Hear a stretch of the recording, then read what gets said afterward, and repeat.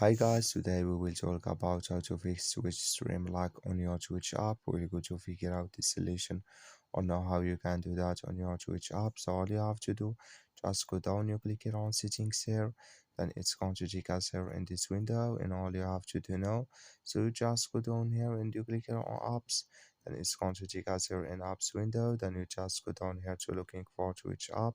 So just keep going down here and you click here on Twitch, then it's going to take us to next window here, then you just click here on for stop and you click here on OK, then you go down here, you click here on storage, then you come to storage window, just click here on clear cache, and all you have to do now, so you just go to your Play Store here, you will click, then it's going to so you search here for Twitch, it's going to show for you like this, you will find here update, so just click on update and it's going to work with you. So that's all you have to do. Thank you for watching. Don't forget to support us by liking and subscribe.